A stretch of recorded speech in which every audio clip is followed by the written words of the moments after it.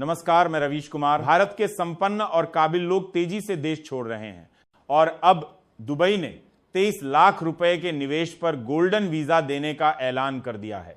2014 से 2023 तक 17.5 लाख लोगों ने भारत की नागरिकता छोड़ी और 2019 से 2024 तक करीब 300 लोग दुबई में जाकर बस चुके हैं। सवाल यह है कि भारत के लोग क्यों भाग रहे हैं? सरकार बुरी है या फिर लोगों के संस्कार बदल गए हैं?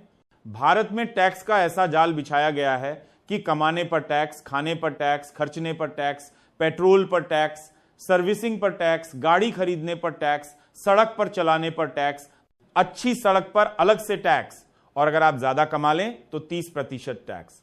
यानी टैक्स पर टैक्स और उस पर वस्तु एवं सेवा कर। जमीन खरीदें तो स्टैंप ड्यूटी, कोर्ट फीस, स्रोत पर कर कटौती और फिर गृह कर, जल कर, बिजली पर टैक्स और बेचने पर मुनाफे पर 20 से 30% टैक्स। उसी कमाई पर टैक्स जो पहले ही टैक्स देकर कमाई थी। अगर आप निवेश करते हैं जैसे म्यूचुअल फंड या रियल एस्टेट फंड तो उस पर भी टैक्स। अगर आप फैक्ट्री खोलें या उद्योग शुरू करें तो रंगदारी, हफ्ता वसूली, चंदा और चुनावी बांड जैसे टैक्स जैसे तंत्र आपकी कमर तोड़ देंगे। जब जनता की कमाई पर सरकार टैक्स दर टैक्स लगाकर उसका खून चूसे तो लोग विकल्प ढूंढते हैं और यही विकल्प है पलायन। भारतीय जनता पार्टी की सरकार को लगता है कि योजनाओं के नाम पर जनता से वोट लूटे जा सकते हैं।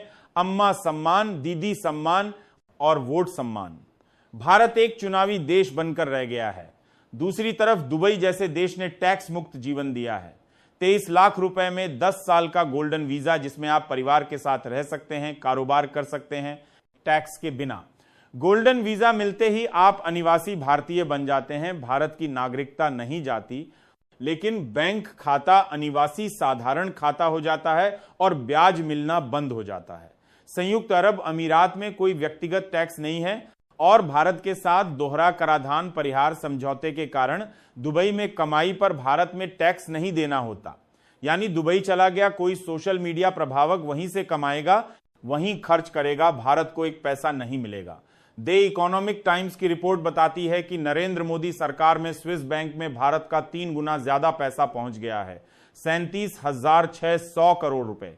वही स्विस बैंक जिसे पहले काला धन कहा जाता था, आज सफेद कैसे हो गया, इस पर कोई सवाल नहीं। मोदी जी ने कहा था 15 लाख रुपए हर भारतीय के खाते में आएंगे, लेकिन आए टैक्स और टैक्स। गोल्डन वीजा भारत के लिए चेतावनी की घंटी है। आने वाले 3 महीनों में 5,000 लोग 23 लाख रुपए में दुबई का गोल्डन वीजा लेने वाले हैं। अगर आपके पास 4 करोड़ 66 लाख रुपए तक की निवेश क्षमता है तो आप संपत्ति खरीदकर भी यह वीजा पा सकते हैं। हाँ, इसके लिए आपको साबित करना होगा कि आप संयुक्त अरब अमीरात के लिए कैसे उपयोगी हैं। जैसे डॉक्टर, इंजीनियर, कलाकार आदि। कोई मामला ना हो, चरित्र प्रमाण पत्र हो तभी मिलेगा वीजा।